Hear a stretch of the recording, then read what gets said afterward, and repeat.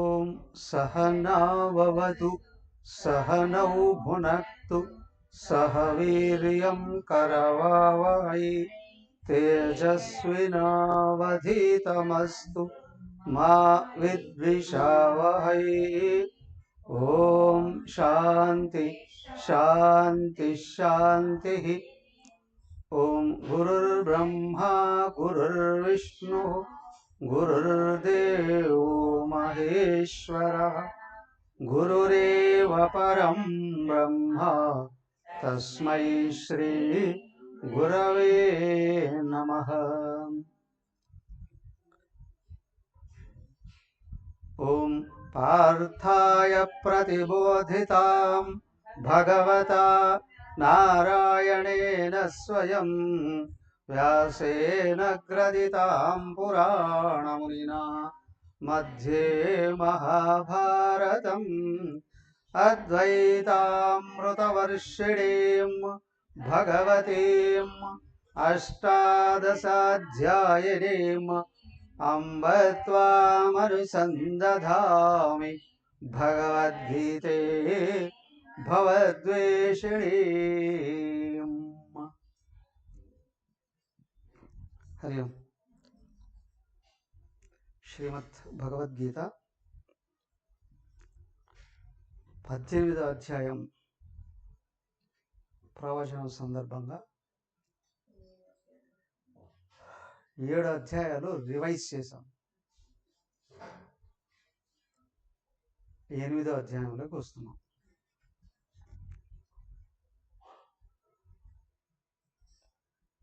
ఏం చెప్పారు 8వ అధ్యాయంలో?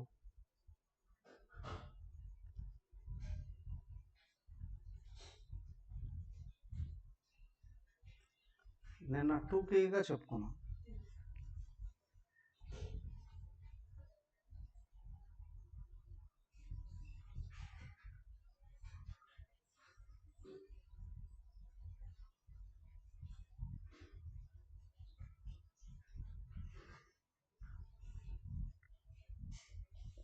ఎనిమిదో అధ్యాయంలో 6 ప్రశ్నలు వేశారు.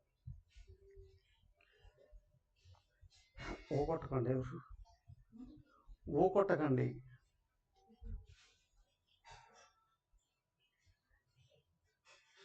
6 ప్రశ్నలు వేశారు.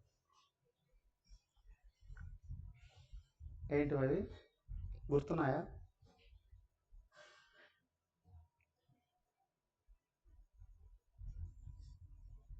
అది భూతం అంటే ఏంటి? అది దైవం అంటే ఏంటి? అది యజ్ఞుడు ఎవరు? అధ్యాత్మం అంటే ఏంటి?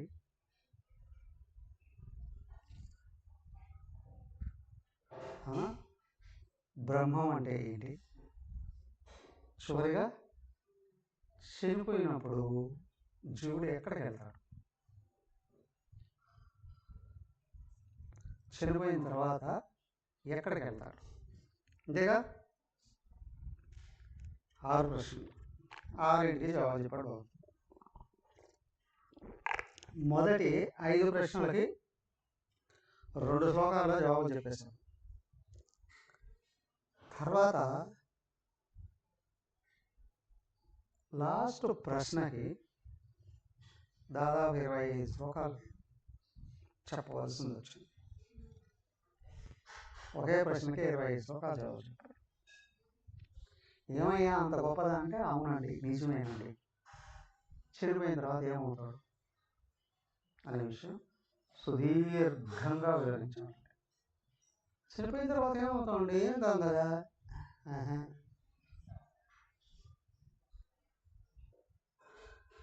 చనిపోయిన తర్వాత ఏముండదా?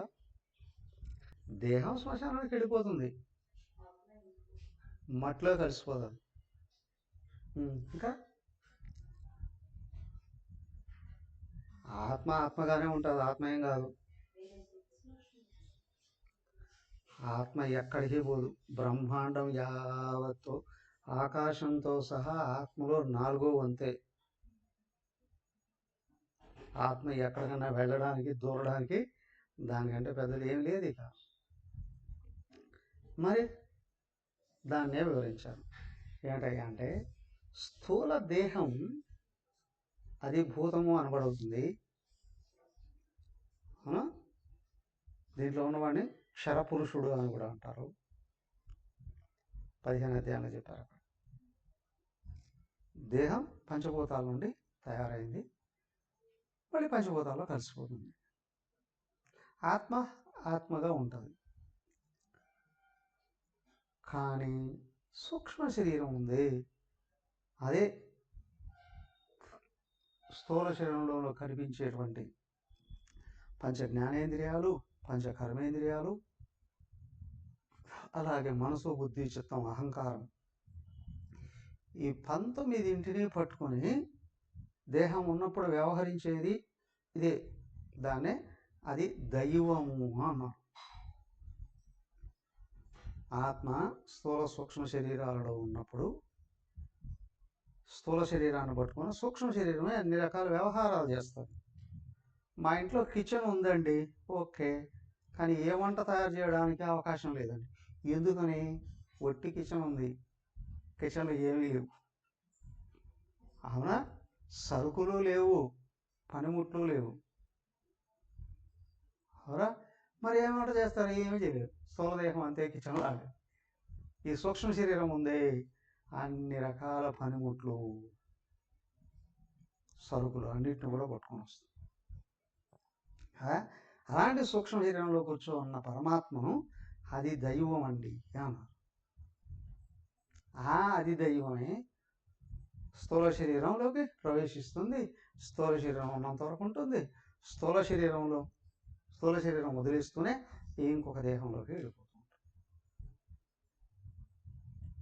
అది దైవం అండి. దాని కూటస్థ పురుషుడు అని కూడా అన్నారు. అయితే ఇంకా అదే యజ్ఞుడు ఎవరయ్యా? దేహంలో ఉండేటప్పుడు అన్నీ అనుభవించేవాడు అది యజ్ఞుడు.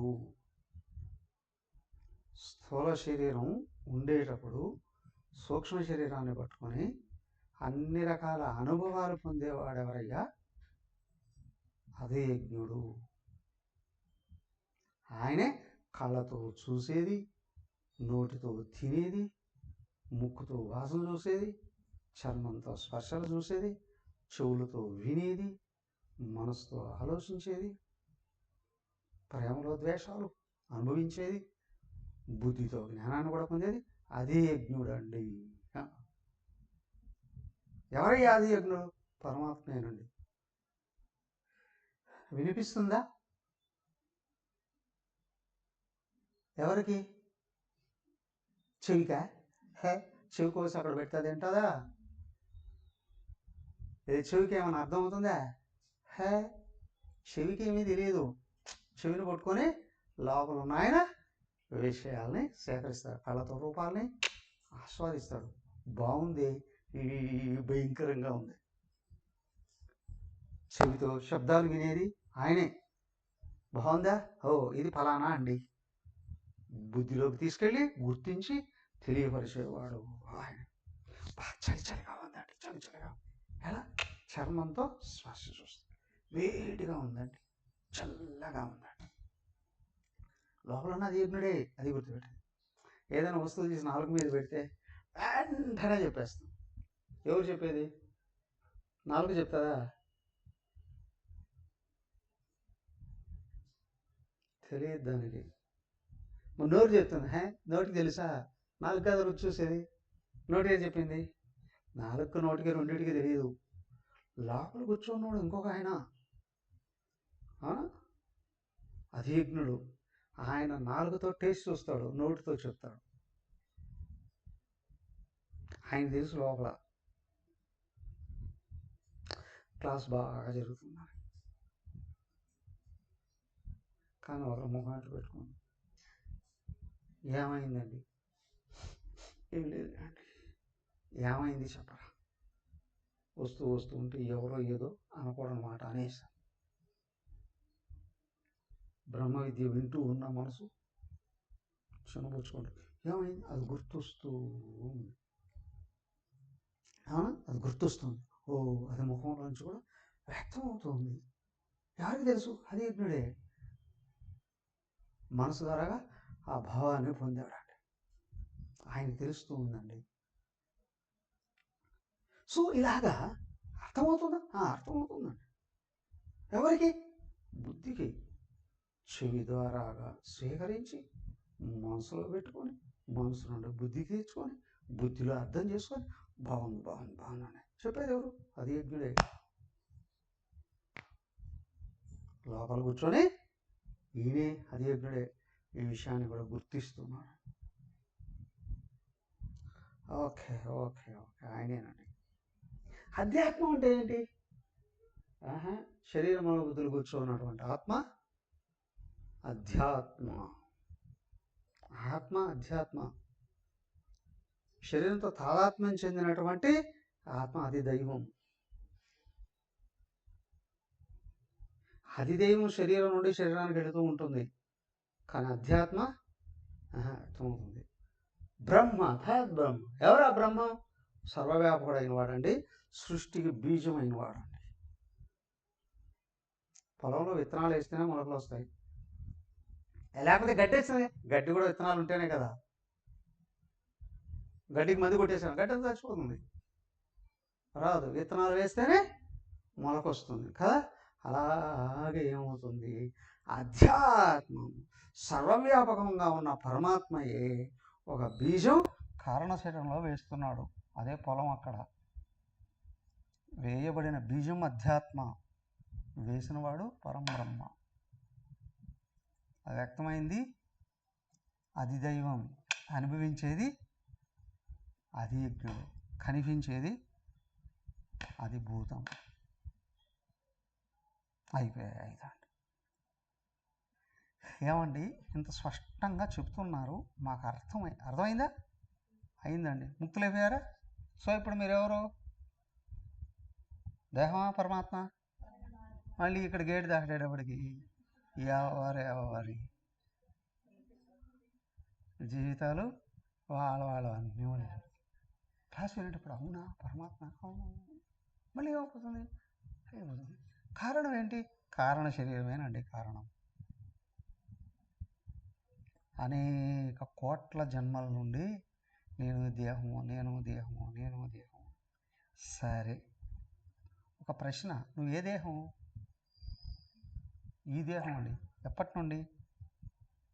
ఇది పుట్టినప్పటి నుంచే దేహం. అంతకుముందు ఇది పోయిన తర్వాత ఇట్లాగే ఎన్నిసార్లు అనుకున్నావు? ఎన్ని దేహాలు అనుకున్నావు? నువ్వు ఏ దేహం అయినా సరంగా ఉంటుందా?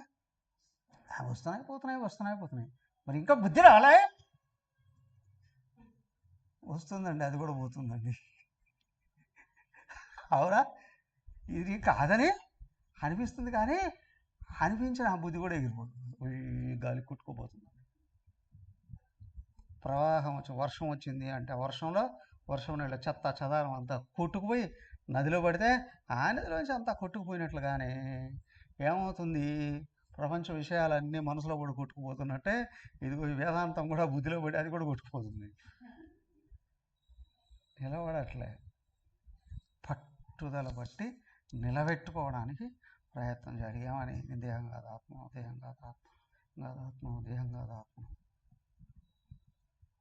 దేహానికి అనుగుణంగా వ్యవహరించడం తగ్గిస్తూ ఆత్మకు అనుగుణంగా వ్యవహరించడం పెంచుకోవాలి. ఎలా? అవే దైవీ గుణాలు. మనం దైవీ గుణాలు అవి పెంచుకుంటే ఇదంతా మారుతుంది. 8వ అధ్యాయంలో చెప్పింది, అయ్యా నువ్వు ఏది లక్ష్యంగా పెట్టుకుంటున్నావో, అంటే దేనిని గురించి తెలుసుకుంటూ, దేనిని గురించి కోరుకుంటూ, దేని కొరకు పనులు చేస్తూ ఉన్నావో అదే ఈ దేహ అవసాన దశలో గుర్తొస్తుంది. చనిపోయిన తర్వాత అదే పుట్టుతున్నామండి. అన్నీ ఉన్నాయండి. దేహం ఆరోగ్యంగానే ఉంది, బలంగా ఉంది, చాలా అందంగానూ ఉంది, బోల్డంత సంపాదన ఉంది, కావలసినంతమంది సేవకులు ఉన్నారు, వాహనాలు ఉన్నాయి, ఏ కొరత లేదు. కానీ ఒక్కటే, ఈ మనసుందే చి వెధవ ఆలోచనలోనే చేస్తుంది. చనిపోయేటప్పుడు నువ్వు చేసినట్టుగా గుర్తొస్తాయి. ఏమవుతావు? దేని గురించి ఆలోచిస్తున్నావో అది అయిపోతుంది.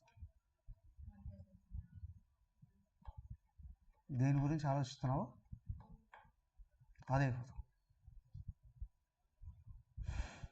అదే చెప్పబడింది. ఏమని? నిరంతరం పాపిష్ట ఆలోచనలు చేస్తున్నావా? క్రిమికీటకాదులుగా వెళ్ళిపో. నిరంతరం స్వార్థపూరితమైన ఆలోచనలు ఉన్నాయా? ఒకవేళ మనిషిగా పుట్టినా కూడా దుఃఖాలు పాలైపోతాం. పాపాలు పుణ్యాలు సగం సగం. మనిషిగా పడుతున్నావు, అన్నీ ఉంటాయి, మనిషి అంత ఉంటుంది. బాగా పుణ్యకర్మలు చేస్తున్నానండి, ఎందుకో చనిపోయిద్దాం స్వర్గానికి వెళ్దామని పోతావు. అక్కడికి ఏదో కొన్ని విషయాలు అనుభవిస్తావు అంతే. కాదండి, సమాజం అంతా బాగుండాలి అని నిరంతరం సమాజం కోసం పాటుపడతావు. పితృలోకం దాకా వెళతావు, ఏం చేస్తావు? అక్కడ ఎదురు చూస్తుంటావు, మళ్ళీ ఇక్కడ ఛాన్స్ ఎప్పుడు ఇస్తారా అని. మొన్నటి వరకు ఒక పార్టీ ఉంది అధికారంలో, ఇప్పుడు అది పోయింది, వేరే పార్టీ వచ్చింది. ఇప్పుడు పోయిన వాళ్ళందరూ ఏమనుకుంటారు? మళ్ళీ మా పార్టీ రాదా, మళ్ళీ మాకు అధికారాలు రా, అవునా? మళ్ళీ అనుభవించలేమా అని కొంతమంది అనుకుంటే, సేవ చేస్తాం కదా అని కొంతమంది అనుకుంటారు. అనుభవించాలి అనుకునే వాళ్ళేమో స్వర్గానికి వెళతారు, రాజకీయ నాయకులు అని కాదు, భోగాలను అనుభవించాలి అనుకునేవాళ్ళు, పుణ్యకర్మలు చేసి భోగాలు అనుభవించాలి, సత్కర్మలను ఆచరిస్తూ సమాజం బాగుపడాలి అనుకునేటువంటి వాళ్ళు పితృలోకానికి వెళ్తారు. వాళ్ళు మళ్ళీ తిరిగి వచ్చేస్తారు మళ్ళీ. అవునా? కాదండి, నాకు పుట్టినప్పటి నుంచి విష్ణుదేవుడు అంటే ఇష్టం అండి, ఆయన్నే తలుసుకుంటా, ఆయనకే పూజ చేస్తా, ఆయన గురించే అన్నీ చేస్తాను, ఓకే వైకుంఠానికి వెళ్తాను. శివుడు అంటే ఇష్టం అండి, జీవితంలో నేను ఏమీ ఎవరికి ఎప్పుడు ఎక్కడ అన్యాయం అక్రమం నేను చేయలేదండి, శివుడి మీదనే దృష్టి పెట్టుకున్నాను, ప్రపంచ సుఖాలు కూడా కోరుకోలేదండి. ఓకే, శివలోకం కైలాసం దాకా వెళ్ళచ్చు.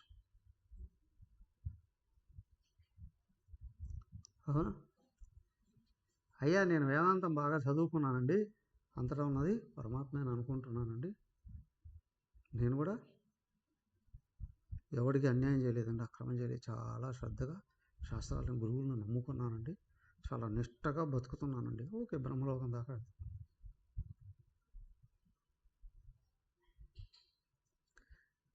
అవన్నీ కాదు అయ్యా, కనిపించే ప్రపంచమే పరమాత్మ అండి, మరి నువ్వు నేను కూడా ఆయనేనండి. ఏం చేస్తావు? చేతనైంది చేస్తానండి. ఏం కోరుకుంటావు? అందరూ సుఖంగా ఉండాలని కోరుకుంటాను. నీకేంటి లాభం? నాకు ఆయన అనుగ్రహిస్తే మళ్ళీ జన్మ వద్దనుకుంటున్నానండి. ఓహో, నువ్వు అజ్ఞానాన్ని పూర్తి చేసుకుంటే ఇక్కడే ముక్తుడు అయిపోతావు. ఏమంటే ఒకవేళ ముక్తి పొందకపోతే మళ్ళీ ఇక్కడే పుడతావు, వెంటనే దాని కొరకు ప్రయత్నం చేసి కంప్లీట్ చేసుకుంటావు.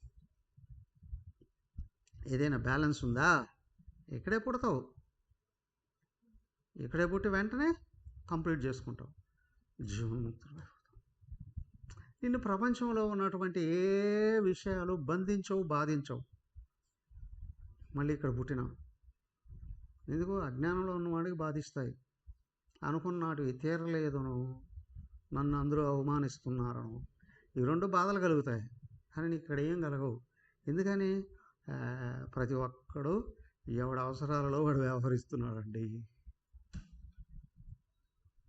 కుక్క మీద రాయితే బౌ అంట, పాము డిస్టర్బ్ చేస్తే బుష్ అంట. అంతే, జనాలందరూ కూడా వాళ్ళకి ఏదైనా మనం డిస్టర్బ్ చేస్తే కై కొయ్యి అంటారు. ఎవడికి డిస్టర్బ్ చేయకపోతే ఎవడి గురించి పడుచుకోడు, ఎవడో పడుచుకోడు. అవునా? ఒకవేళ కాదండి, వాడు ఎవడో నన్ను బాధ, నువ్వు ఎప్పుడో బాధ పెట్టుంటావులే, ఇప్పుడు కామ్గా ఉండు, కొంచెం రోజులు అవి అయిపోతాయి. లేదా నీకు మనసు విశాలంగా ఉంటే వాడు మనసు బాగుపడాలి అనుకో, వాడు ఆపేస్తాడు నేను విమర్శించడం. నువ్వు సుఖంగా ఉండే అవకాశం దొరుకుతుంది. ఆ బాధలు కూడా అధిగమించే అవకాశం. దేహతాత్మ్యం ఎప్పుడైతే వదిలిపోయిందో, అహంకారం కరిగిపోయిందో జీవుడు ముక్తుడైపోతాడు. ఇవన్నీ రకాల అవకాశాలు ఉన్నాయి. ఎవడు ఎక్కడికి కావాలనుకుంటే అక్కడికి వెళ్తాడు. ఏమంటే మనం కోరుకున్నది దొరుకుతుందా? కోరుకున్నది కాదయ్యా, నువ్వేం చేస్తే అది దొరుకుతుంది. అర్థమైందా? నువ్వేం చేస్తూ ఉన్నావో అది నీకు లభిస్తుంది. నువ్వు కోరుకున్నదే తెలుసుకుంటూ ఆచరిస్తే దొరుకుతుంది. నువ్వు కోరుకునేది ఒకటి, చేసేది ఒకటైతే ఏమంటే నేను కోరుకున్న దేవుడు నాకు ఇవ్వలేదు కాబట్టి దేవుడు లేడు ఏమనుకుంటే ఆయనకేమవుతుంది? కుక్కలు వెళ్ళి కొండను చూసి మురిగితే ఏమవుతాయి? వాటికి అలసట వస్తుంది. మరి ఆయన ఏమీ కాదు కదా. సో ఏం చేయాలి? నాకు అది కాదండి, నేను ఇక్కడే వెంటనే పరమాత్మను అందుకోవాలి. ఓకే, 9వ అధ్యాయం చెప్పింది రాజవిద్య, రాజగుహ్య యోగం, రాయల్ నాలెడ్జ్. వాడెవడో అన్నాడట, అది కింగ్ నాలెడ్జ్ అండి, రాజవిద్య కదా. మాకెందుకంటే మేము క్షత్రియులం కాదండి, మేము వైశ్యులు అండి, మీ శూద్రులు అండి, మీ బ్రాహ్మణులు అండి, మాకెందుకు కింగ్ నాలెడ్జ్? ఇది కింగ్ నాలెడ్జ్ కాదు, రాయల్ నాలెడ్జ్. అక్కడక్కడ పెద్ద టౌన్లో వీధుల పేర్లు పెడతారు. మెయిన్ రోడ్డు అంటారు కొన్ని చోట్ల రాజవీధి అంటారు. మెయిన్ రోడ్ రాజవీధి అని. రాజవీధి అంటే రాజులు ఉండే వీధి అని కాదు.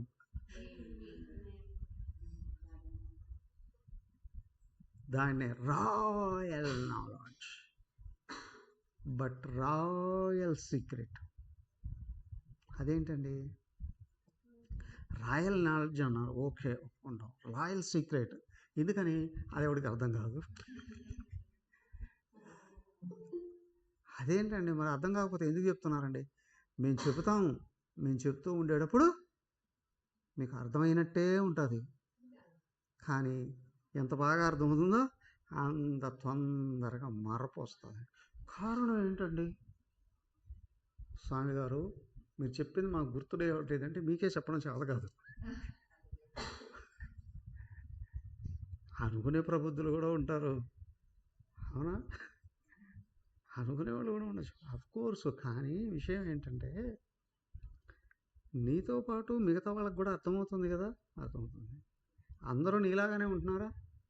లేదు, కొంతమంది ముందుకు వెళ్ళిపోతున్నారు కదా. అవునవును, వాళ్ళు నాకంటే వెనకొచ్చారు, ముందుకు వెళ్తున్నారు, ఎలాగైనా లాగాలి వెనక్కి. ఓ పీత బుద్ధి అండి,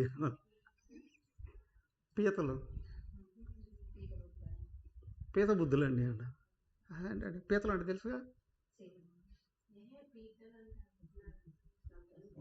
ఎండ్రకాయలు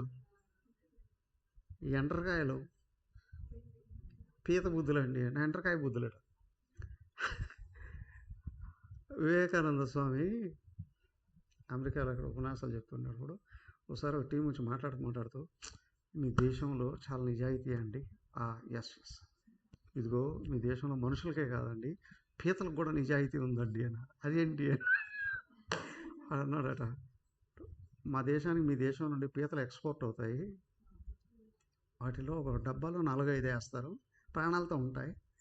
కానీ అక్కడి నుంచి ఇక్కడ దాకా వచ్చాం, సముద్రంలోనే కదా ప్రాణాలు చేసేది, బోట్లో పడవలో. ఇక్కడికి వచ్చిన తర్వాత చూసినా కూడా అవి ఎన్ని ఉంటాయండి, అట్లే ఒకటి కూడా వెళ్ళిపోవండి అన్నట్టు. ఈ నవ్వేసేవారే బాబు, అది కాదురా విషయం. ఇంకో విషయం ఏమిటి అంటే, ఒక డబ్బాలో 4 పీతలు ఉన్నాయి అని అనుకోండి, ఆ డబ్బాలో మూతలు కూడా పెట్టరాడు, మూతలు పెట్టి చచ్చిపోతాయి కదా, గాలి ఉండాలి, అవునా? దాంట్లో ఒకటి ప్రయత్నం చేసి పైకి ఎక్కి వెళ్ళిపోవడానికి ట్రై చేస్తుంది, మిగతా 3 చూస్తూ ఉంటాయట. అది పైకి ఎక్కి దాటుకునేటప్పుడు 3 బట్టి లాగేస్తాయి, అది అలసిపోయి కింద పడుతుందట, మళ్ళీ ఇంకొక ట్రై చేస్తుందట, మిగతా ఉన్నాయి దేన్ని ఏది పోనివ్వదట. పీత బుద్ధులు అండి, అవునా? ఇతరులు నాకంటే ఆయన కొంచెం ముందుకెళ్తాడు అది చూద్దాం అని ఇనికి లాగడానికి ట్రై చేసే వాళ్ళు ఉంటారు. చాలా జాగ్రత్తగా ఉండాలి. అవునా? దానికి గోస్వామి తులసీదాస్ చెప్తాడు. మొట్టమొదట ఆయన రామచరితమానస్ రచిస్తూ ఆయన అంటాడు, గ్రంథ రచనకు ప్రారంభంలో మొట్టమొదటగా దుర్మార్గులకు నమస్కారం అంటాడు. నేను దుర్మార్గులకు నమస్కరిస్తున్నాను. ఎందుకు అంటే ఏదైనా ఒక సత్కార్యం చేయాలి అనుకుంటే పాడు చేసేవాళ్ళు దుర్మార్గులు కదా.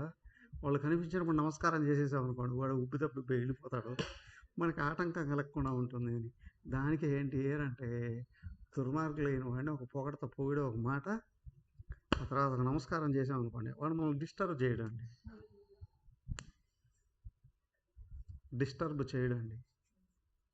కాబట్టి ఏంటి అంటే దుర్మార్గులు కూడా బాగుండాలి అని కోరుకుని వాళ్ళని కూడా గౌరవించడం మొదలు పెడితే నీకు ఆటంకాలు తగ్గిపోతాయండి. నువ్వు ముందుకు వెళ్ళిపోవడానికి అవకాశం ఉంటుంది. ఎందుకు ఏం చేయాలి? ఏం లేదు, ఒక్కటే 9వ అధ్యాయంలో చెప్పింది ఏంటంటే ఉన్నది యావత్తు పరమాత్మయే. 4-5 శ్లోకాల్లో చెప్పేసి, మయా తతమిదం సర్వం జగదవ్యక్తమూర్తిన మస్థాని సర్వభూతాని అచాహంతేష్వస్థిత. కదిలే ఈ ప్రపంచం యావత్తు సూక్ష్మమైన అవ్యక్తమైన నా చేత వ్యాపించబడి ఉందంట.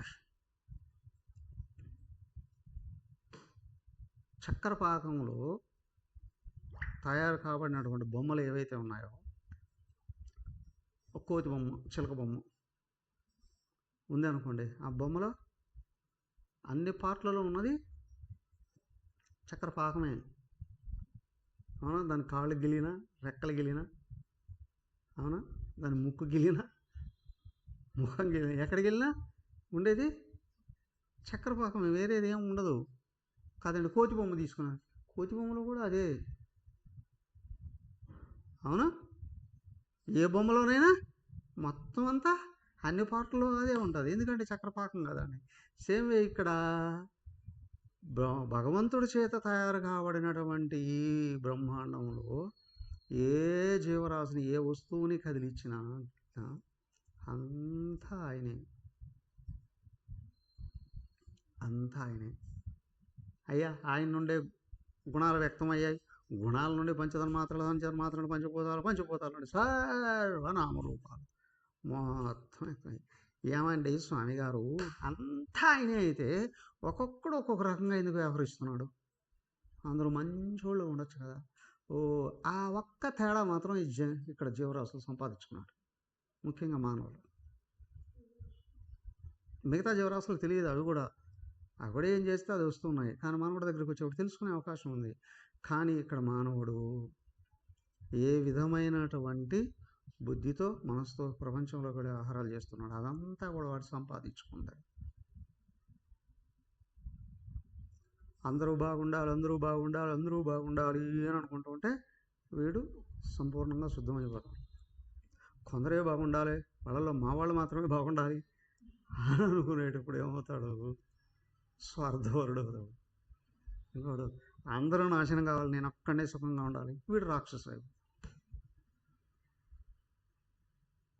అసలు అందరూ ఎందుకు బాగుండాలి? కనిపించిన వాడందని చేసుకుంటాడు, వీడు ఇంకా పరమనీచుడు. నువ్వు ఏ లక్షణాలను పెంచుకుంటూ ఉన్నావు అంటే, ఏ విధమైన పనులు చేస్తూ ఉన్నావో, ఏ ఉద్దేశంతో చేస్తున్నావో అదే తయారవుతుంది. విచిత్రం, దేహం ఆయన తయారు చేసిందే, అవునా? సర్వ అవయవాలు ఆయన తయారు చేసినాడు, అందరిలో ఉన్న శక్తి ఆయన తయారు చేసింది. కానీ ఈ మనోబుద్ధుల్లో ఉన్నాయే గుణాలు, అవి మాత్రం నువ్వు తయారు చేసుకున్నాడు. మనోబుద్ధుల వెనకాల సంస్కారాలు ఉన్నాయి చూడండి, అవి మాత్రం నువ్వు తయారు చేసుకున్నావు. అవి కానీ శుద్ధం చేసుకుంటే నువ్వు భగవంతుడివే. అవి శుద్ధం చేసుకోవాలి అని అనుకుంటే బహిర్ముఖమయ్యి అందరిలో ఆయన ఉన్నాడు కాబట్టి అందరూ సుఖంగా ఉండాలి. కోరుకుంటే ఏమొస్తుంది? నాలో ఉన్న మలినం కరిగిపోతుంది. ఇది ముఖ్యంగా గుర్తుంచుకోవాల్సింది, చాలా జాగ్రత్త పడాల్సింది. ఏంటి అంటే దానికి వేదాలు చాలా కఠినమైనవి, జటిలమైనవి, సూక్ష్మమైనవి. అయినా అవన్నీ కలిసి ఒక అత్యంత సులభమైన మార్గాన్ని చూపించాయి. ఏమిటంటే సర్వే జనా సుఖినో భవంతు. ఒక్కటి సింపుల్, సర్వజీవరాశులు సుఖంగా ఉండాలి అని కోరుకో. సులభమా కాదా? నీకు తెలిసి ఎవరికి ఎప్పుడు ఎక్కడ నష్టం కష్టం బాధ కలిగించడానికి ప్రయత్నం చేయకు. ఒకవేళ నీకు ఇతరులు కలిగిస్తే కొంచెం ఓర్చుకో, వాళ్ళు కూడా బాగుపడాలని కోరుకో, దాటేసి వెళ్ళిపో. నీ మనసు శుద్ధమైపోతుంది.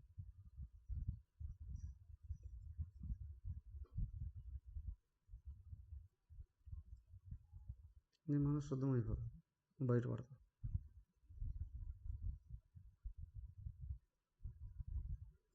మొన్న బెంగాల్లో ఒక ట్రైనింగ్ డాక్టర్కి చాలా ఘోరమైనటువంటి బాధలు కలిగి జరుగుతూనే ఉన్నాయి. ఒక డాక్టర్, ఒక యంగ్ డాక్టర్ ఫోన్ చేశారు, స్వామి ఇట్లాంటి వేటి విషయాల్లో మీరేం చెప్తారు, ఏ సలహా ఇస్తారు? ఒక సామాజిక స్పృహ ఉన్న వ్యక్తిగా మీరు ఏం చెప్తారు? ఏం చెప్పాలి? అలాంటివి అస్సలు ఒప్పుకోకూడదు. అంత భయంకరంగా తప్పులు చేసిన వాడిని పబ్లిక్లో భయంకరంగా శిక్ష వేసేటట్లుగా చట్టాలు రావాలి. జనాలు జోక్యం చేసుకోకూడదు. జనాలందరూ వ్యతిరేకించాలి, గవర్నమెంట్ని బిగించాలి, గవర్నమెంట్ కొత్త చట్టం తీసుకురావాలి. ఓకే, చట్టాలు వస్తూనే ఉన్నాయి కానీ తప్పులు జరుగుతూనే. గవర్నమెంటే లూజ్ ఇస్తే వాళ్ళకి సహకరిస్తూ మిగతా వాళ్ళకి దెబ్బకొట్టడానికి ప్రయత్నం చేస్తే ఏదో రోజు వాళ్ళకు కూడా తగులుకుంటాయి. కానీ ఇంకొక ప్రశ్న అదే వ్యక్తి వేశారు, స్వామి పర్టికులర్ అమ్మాయికి ఇంత కష్టం ఎందుకు రావాలి? అదే హాస్పిటల్లో, స్కూల్లో, కాలేజీలో చాలామంది ఉన్నారు కదా, ఈ అమ్మాయికి ఒక్కరికే ఎందుకు కలిగింది? Very good question. ఆ అమ్మాయి పోయిన జన్మలో పర్టికులర్ ఎవరి చేత అయితే బాధించబడిందో వాళ్ళను బాధించి ఉండాలి. బాధించిన వాడు అమ్మాయి అయి ఉంటాడు పోయిన జన్మలో, ఈ బాధపడ్డ అమ్మాయి అబ్బాయి అయి ఉంటుంది. ఈ అమ్మాయి అక్కడ అబ్బాయిగా ఉండి ఆ అబ్బాయి అమ్మాయిగా ఉన్నప్పుడు వేధించి ఉంటుంటారు. అదే రిపీట్ అయింది, కర్మ రిపీట్ అయింది. ఒకవేళ కాదు అంటే ఖచ్చితంగా ఈ అమ్మాయి వచ్చే జన్మలో అబ్బాయి అవుతుంది, ఆ బాధ పెట్టినవాడు అమ్మాయి అవుతాడు. ఇది మళ్ళీ రిపీట్ అవుతుంది. అంటే రిపీట్ కావాల్సిందేనా? అవుతుంది.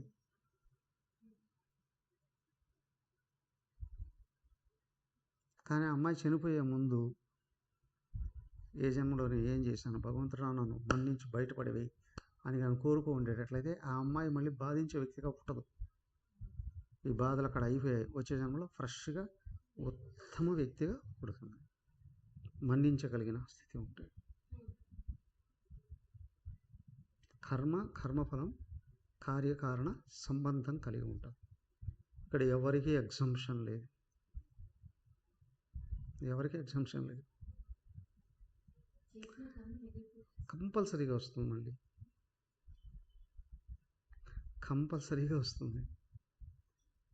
ఇప్పుడు మహావిష్ణువు దశావతారాలలో అనేక రకాల విషయాలు ఎదురయ్యాయి, వీటన్నిటికీ కారణాలు చెప్పాడు. మళ్ళీ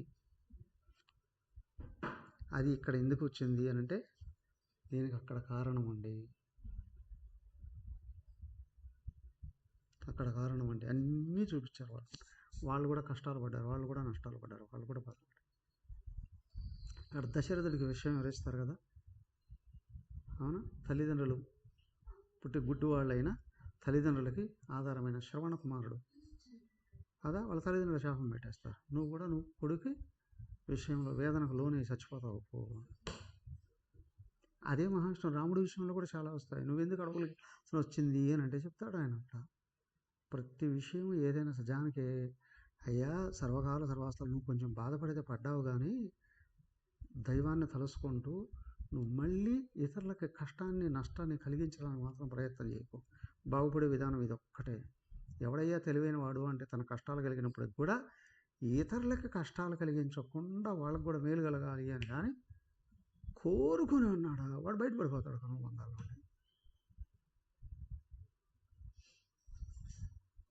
బయటపడిపోతాడు. 9వ అధ్యాయంలో స్పష్టంగా వివరించారు. ఇవేంటి అంటే అన్నీ నేనే, కానీ ఈ జీవరాశులలో ఉన్న స్వభావం మాత్రం ఆ జీవులు సంపాదించుకున్నదే. ఈ స్వభావాన్ని కానీ శుద్ధం చేసుకొని బయటికి కానీ వెళ్ళిపోయి కానీ చూడగలిగితే నీకు విషయం అర్థమవుతుంది. ఏంటి అంటే అయ్యా, జీవరాశులు కూడా అబద్ధమే, నేను ఒక్కడే నిజం. మరి ఇదంతా కనిపిస్తుంది కదా. కనిపించడానికి హేతు ఏంటి అంటే ఒక్కడే పడుకున్నప్పుడు అనేకంగా కలగనడట్లేదు, కలగంటున్నాడుగా. కళ నిజమా అబద్ధమా? కళ్ళలో ఉన్నంత వరకు నిజం, కళ్ళ నుంచి బయటకు వచ్చిన తర్వాత అబద్ధం అని అంటున్నాడు. అవునా? కాబట్టి బ్రహ్మాండం యావత్తు ఒక దీర్ఘ స్వప్నం అండి. స్వామి, నువ్వు చెప్పేది నమ్ముతున్నాను, కానీ ఎట్లా బయటపడాలి? నన్నే ఆశ్రయించు, సర్వకాల సర్వావస్థలలో సర్వంగా నన్నే చూసుకో అన్నాడు. నువ్వు బయటపడాలి అని అనుకున్నావా? నన్నే సంపూర్ణంగా ఆశ్రయించు. నీకు తల్లిని, తండ్రిని, తాతను, సర్వఫల ప్రదాతను, నీకు జ్ఞానాన్ని, సర్వాన్ని, అన్నీ నేనే.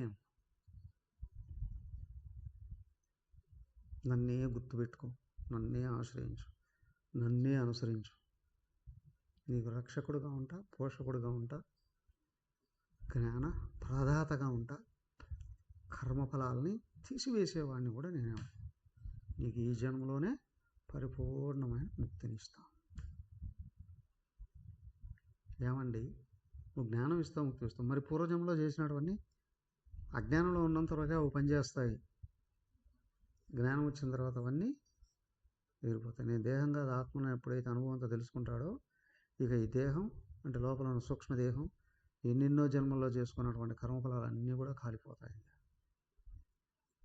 ఏమండి, ఇది అందరికీ అవకాశం ఉందా? కేవలం బ్రాహ్మణులకి, క్షత్రియులే కానీ వైశ్యులు కావచ్చు, స్త్రీలు కావచ్చు, శూద్రులు కావచ్చు, ఏ జీవరాశులైనా సరే నన్ను సంపూర్ణంగా ఆశ్రయించి నన్నే అనుసరిస్తే వాళ్ళకి నేను ఇప్పుడే ముక్తినిస్తానండి.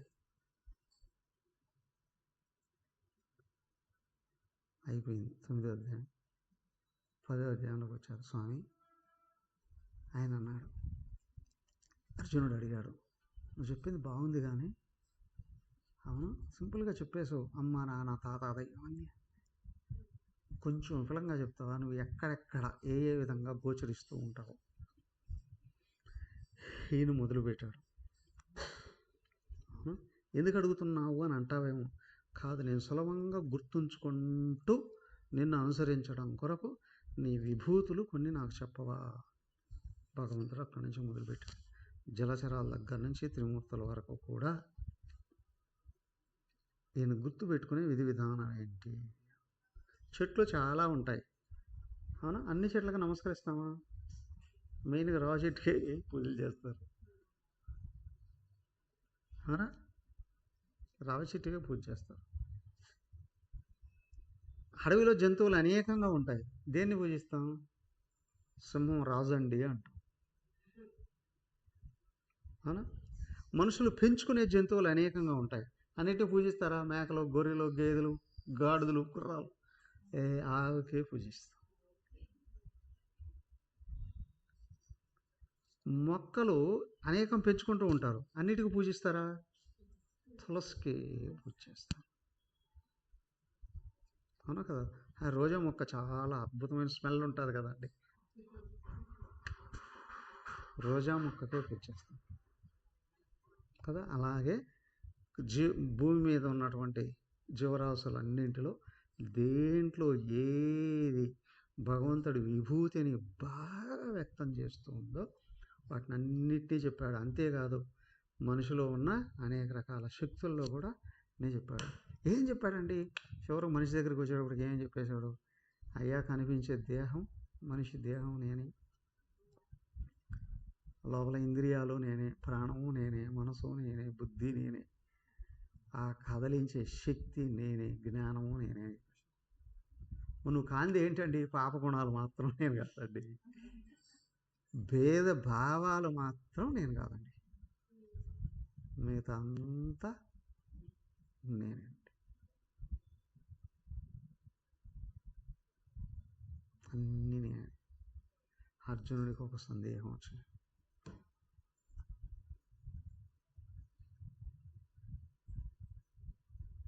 మనసులో సందేహం వస్తుంది, చెప్పాడు, అర్జున ఇంతెందుకయ్యా, ఈ భూమి మీద ఎక్కడెక్కడ ఎప్పుడెప్పుడు ఏ జీవరాశి కనిపించినా ఆ జీవం నేనే, ఏ జీవరాశిలో గొప్ప గుణం కనిపించినా అది నేనే, బలం కనిపించిన అదే నేనే, జ్ఞానం కనిపించిన అదే నేనే. ఒక మాట ఇంకెందుకయ్యా, ఈ బ్రహ్మాండం యావత్తు నేను 4వ వంతు శక్తితో నిలబెడుతున్నా. బ్రహ్మాండం యావత్తు 4వ వంతే, ఇంకా 3 వంతులు నేను ఫ్రీగా ఉన్నా, అధికంగా అన్యంగా ఉన్నానయ్యా. అర్జునుడికి ఇంకోటి ఒకటి వచ్చింది, కృష్ణ నువ్వేమనుకోకపోతే ఇంకో విషయం అడుగు అసలు, నువ్వు చెప్పిందంతా నమ్ముతున్నా,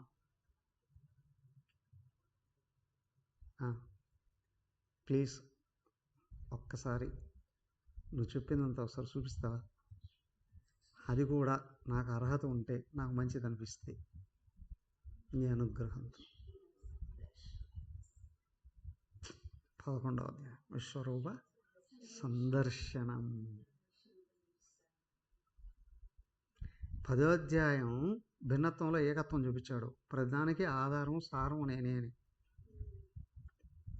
11వ అధ్యాయంలోకి వచ్చేటప్పటికి అంతా నా మీదనే నిలబడి ఉందయ్యా, ఆధారపడి ఉందయ్యా. దేహం ఒకటే, దేహం మీద రోమాలు ఎన్ని ఉంటాయి, దేహం లోపల అవయవాలు ఎన్ని ఉంటాయి, ఇంకా లోపలికి వెళ్ళి చూస్తే రక్త కణాలు ఎన్ని ఉంటాయి, తెల్ల రక్త కణాలు ఎన్ని ఉన్నాయి, ఎర్ర రక్త కణాలు ఎన్ని ఉన్నాయి, ఇంకా లోపలికి వెళితే జీవ కణాలు 120 కోట్లు ఉన్నాయండి, జీవ కణాలు. అలాగే ఏ జీవరాశిని తీసుకున్నా సారం నేనే. బట్ అయ్యా అదంతా బ్రహ్మాండం నాలో 4వ వంతు వ్యక్తం అవుతుంది విశ్వరూపంలో. మొత్తం అర్జునుడు ఎక్కడ సంకల్పం వస్తుందో అన్నీ సర్వలోకాలు చూపించాడు, సర్వ జీవరాశులను చూపించాడు. చివరికి అర్జున ఇక్కడ కృష్ణుడు నేనే, అక్కడ అర్జునుడు కూడా నేనే.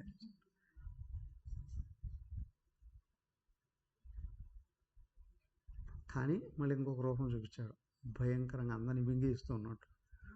ఓడిగిపోయాడు అర్జునుడు. ఇదేంట ఎంత భయంకరంగా కనిపిస్తున్నావు, మహాకాలుణ్ణి అన్నాడు. కాలుడు అంటే ఎవరు, యముడు కదా. శివుడు కూడా అంటే కాళేశ్వరుడు, అందరినీ తినేవాడుగా కనిపిస్తున్నాడంటే అందరూ వచ్చేది నాలో నుండే, మళ్ళీ నాలోకి వెళ్ళిపోతుంది. ఇంకొంచెం సూక్ష్మంగా, కాలం అంటే కదలికగా, కదలికలో ఒక చోట పైకి వ్యక్తం అవుతున్నాడు, ఇంకో చోట ఆ కాలం నేను కనిపిస్తుంది. కాలు జగద్భక్షక, కాలం నుండే కదా వ్యక్తం అవుతారు, కాలంలోనే కదా అందరూ కలిసిపోయేది, కాలగర్భంలోనే కదా. కాలం తీరిందండి, పోయాడండి, కాలం ఎదురయ్యి అంది. ఎదురుగా కనిపించేది యుద్ధం కదా, యుద్ధరంగం. ఆ యుద్ధరంగంలో ఒక్కొక్కరిని ఏ విధంగా అయితే తినేస్తున్నాడో చూపించేశాడు. ఊనికిపోయాడు అర్జునుడు. అయ్యా నా వల్ల కావట్లేదు, నీ విశ్వరూపం ఉపసంహరించుకో, నాకు ఇష్టమైన దైవం విష్ణువు ఆ రూపాన్ని చూపించి, అది కూడా చూపించాడు. చూపించి మళ్ళీ మామూలుగా కృష్ణుడు అమ్మయ్య ఉపశమించాడు అర్జునుడు. మళ్ళీ అడిగాడు, కృష్ణ అంతటికీ ఆధారంగా ఉన్న ఏకత్వం అవ్యక్తం ఆ రూపం ఉపాసించడం గొప్ప, లేదు ఇక్కడ కనిపించే వ్యక్తమయ్యే రూపం, ఈ రూపాన్ని కొలవడం గొప్ప. ఏ రూపాన్ని కొలవాలి అనేది నీ అర్హతను బట్టి చెప్తుంది, కానీ ఇక్కడ నీ ఇష్టం లేదు. కానీ నువ్వు ఏ దాన్ని కొలిసినా నీలో వ్యక్తమవుతున్న లక్షణాలు ముఖ్యమండి. శ్రద్ధ, పరిపూర్ణమైన నమ్మకంతో శాస్త్రాన్ని గురువుని అనుసరిస్తూ నమ్మకం చెదరకుండా నిలబెట్టుకోవడం అనేది ఏదైతే ఉందో అది ఉత్తమోత్తమం అండి. ప్రారంభంలో సాకారం సగుణంలోనే ఉంటాడు, తర్వాత నిరాకారం నిర్గుణంలోకి వెళ్తాడు. మొట్టమొదటి ఏదో ఒక రూపాన్ని ఇష్టపడాలి, అది కూడా ఎక్కువ రోజులు ఉండదు. ఆ రూపానికి వెనకలు ఉన్న విభూతులు, గుణాలు, గొప్ప లక్షణాలని ఇష్టపడాలి. అవి మనలో పెరిగితే నిరాకారం అర్థమవుతుంది. అవునా? నిరాకారాన్ని గుర్తించి ఉపాసించడం మొదలు పెడితే మనలో గుణాలు కూడా దాటేయడం జరుగుతుంది. నిర్గుణం, జీవుడు ముక్తుడైపోతాడు. ఎలాగా? ఈ సాకార సగుణ భక్తి, నిరాకార నిర్గుణ భక్తి ఎలా ఉంటుంది? ఆ సాకార సగుణంలో అభివృద్ధి చెందే నిరాకార నిర్గుణాలకు మారేటప్పుడు వ్యక్తిలో కలిగే మార్పులు ఏంటి? అవే దైవీ గుణాలు, ఉత్తమమైన భక్తి లక్షణాలు. ఇవన్నీ కలిపి 12 అధ్యాయాలు చెప్పారు. ఏంటివి? రేపు చూద్దాం. హరి ఓం. ఓం సర్వే భవంతు సుఖినః, సర్వే సంతు నిరామయాః, సర్వే భద్రాణి పశ్యంతు, మా కశ్చిద్ దుఃఖభాగ్ భవేత్. ఓం శాంతి శాంతి శాంతి. హరి ఓం. శ్రీ గురుభ్యో నమః. హరి ఓం.